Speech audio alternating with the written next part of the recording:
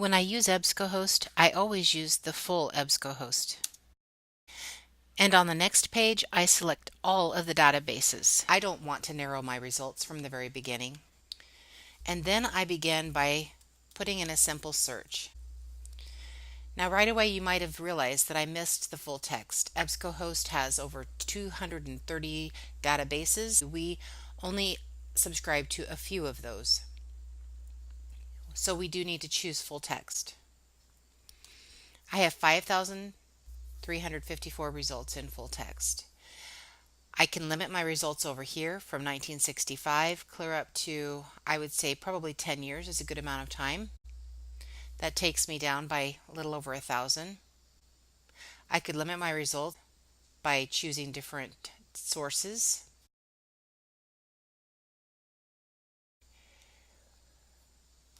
I can also do a Boolean search. A Boolean search looks like this. When using AND, you only receive pages including both of your search terms, though not necessarily next to one another. When using OR, you receive pages containing either one or both of your search terms. And finally, if you use the word NOT, it's used to find pages including only the first term and excluding the second term.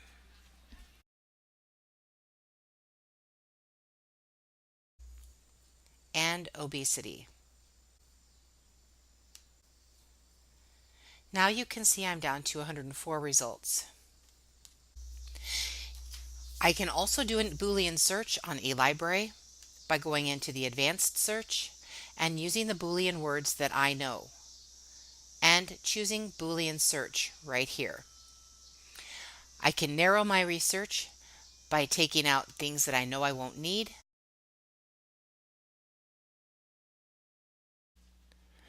When I'm in research mode, I really just want to look at the articles quickly and assess whether or not I think they might work for me. I'm not going to take the time to read them. Right now, I'm going to save them, set them aside, and read them when I have time to go through each one of them and see if they work. So I'll look at the title, and if it looks like it might be something that would work, I will hover over the magnifying glass and paper, and I will read the abstract if there's one there. The abstract is simply a quick overview of what the article is about. And in EBSCOhost, you can see that I can find it right there. When I scroll to the bottom, you'll see that I have several pages. I do not limit myself to the first page. There may be things of great value on page 3, 4, maybe even 7. So I try to go through to several different pages to make sure that I don't miss anything of any importance. On eLibrary, it's the same way. All I need to do is hover over the little magnifying glass and paper, and I have an overview of what the article is about.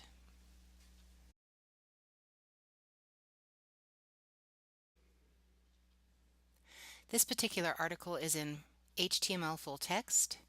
I can see it when I scroll down. If I want to print this one and save it, I need to come over here to this print icon right here and print it from there. I will definitely want to choose my citation format to be MLA, and then I can say print. To save it as a PDF from here, I can say print using System Dialog, and then I can say save as a PDF. If instead I am in an article with PDF full text, I need to choose the icons that are down here at the bottom. I can choose this to save it, and it brings up a menu up here. I want to make sure I know where I'm saving it, and I can go ahead and save it. You'll probably also want to rename it. If I want to print it, I need to use this icon. The final thing that you need to understand when you are looking at EBSCOhost is you will need to be assured that you are citing the correct database when you create your citation. Right here, this one says Database Psychology and Behavioral Sciences Collection. ERIC. Omnifile Full Text, H.W. Wilson. Academic Search Elite. None of them say EBSCOhost. You will never cite EBSCOhost as the database. Both EBSCOhost and eLibrary offer you a place to save your articles, so I'm going to show you how to do that really quick. In EBSCOhost, when you look up in the corner, it says Sign In. Go ahead and click on that, and then go down to where it says Create a New Account.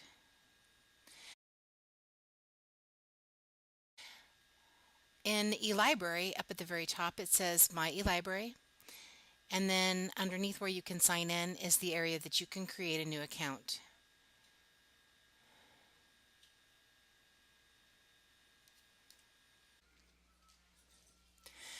There's one more step when you create your list in eLibrary.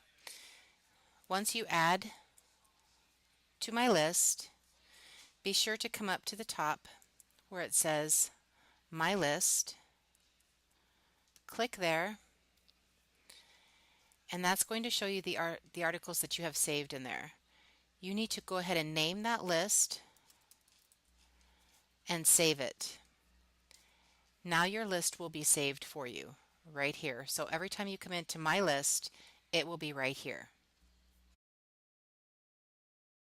Another thing that I do when I'm stuck on words is to go into Google and Google a word. So I Googled the word teen and I came up with adolescence. I Googled the word depression and I came up with anxiety, bipolar, mental, anxiety. Lots of different words that I would not have thought of because when I'm in the middle of a search, I'm concentrated on what I'm trying to find.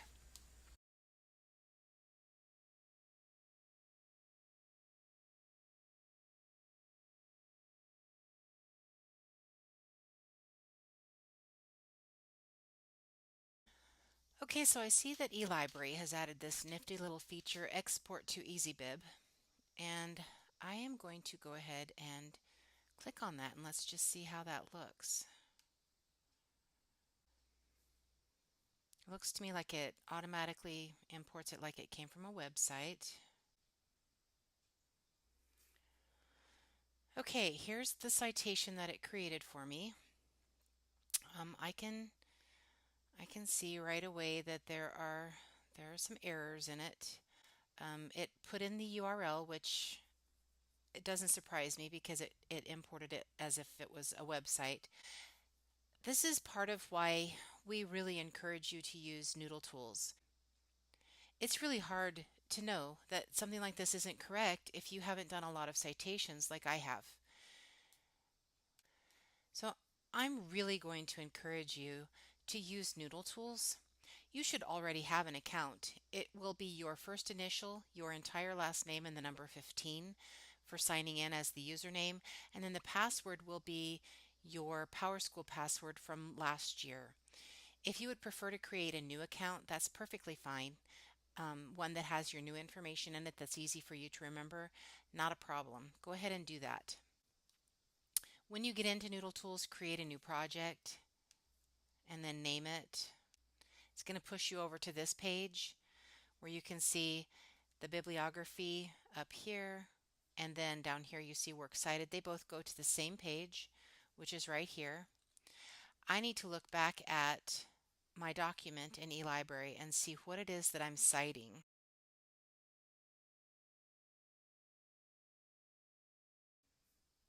I need to come all the way down to the citation view.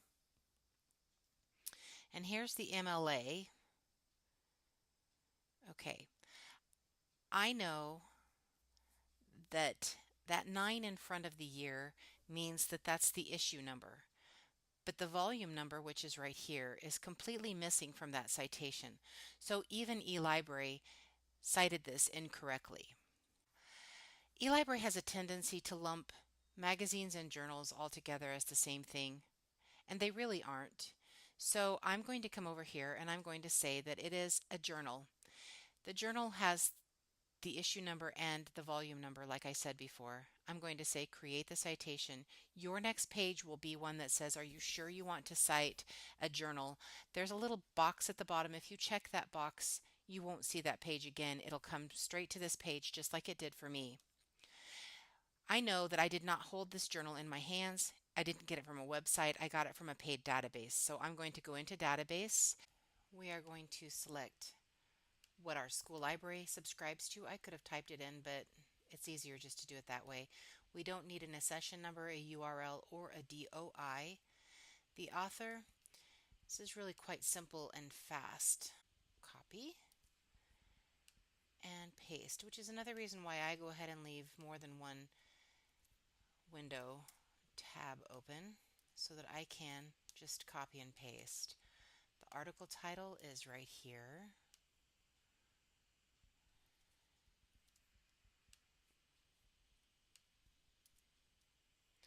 I see this exclamation point in the yellow triangle that tells me that there's something wrong. If I hover over it, it tells me that there are words that need to be capitalized.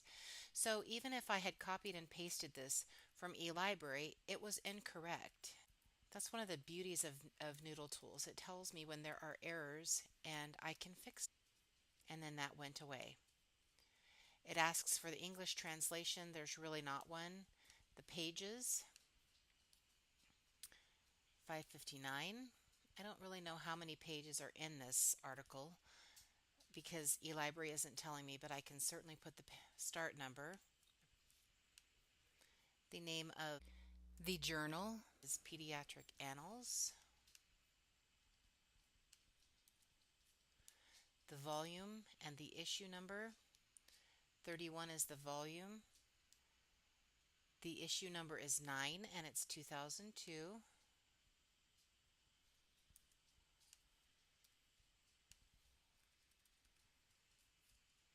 And now I'm going to submit that. Now I have my correct citation. Okay, here's my completed citation. This is my Noodle Tools. This is EasyBib. Adolescent obesity, identifying a new group of at-risk youth. Pediatric Annals. We don't need one September. Oh, look at that. 2002 should have been in parentheses. 559, there we go. That's good. Database, we don't need that DB. That's incorrect. Then a period, web, 7 September, and we don't need the URL. So this is the correct citation. I'm going to show you something else that's going to make your life simple. Come up here to print and export to Word. It's going to take it into a Word document that you will open. This is what the citation looks like, and I know that it's correct. Now I can begin the annotated bibliography by just beginning to type this article. Now you can see how this continued to be indented, and that is the correct format for your annotated bibliography. So again, you can see how simple it is to use Noodle Tools. You don't have to wonder whether or not the citation is correct. We encourage you to use Noodle Tools because it will help you to learn what a citation is supposed to look like, and you don't have to worry about whether there were errors in it. And then next year, you will understand what a citation looks like, and even though Noodle Tools may not be available to you in college, you will have a better understanding of a correct formatted citation. That said, if you want to use one of the free tools out there this year, you are welcome to do that. Mrs. Gosnell and I are always around to help you with your citations or with your research, so feel free to pop in anytime.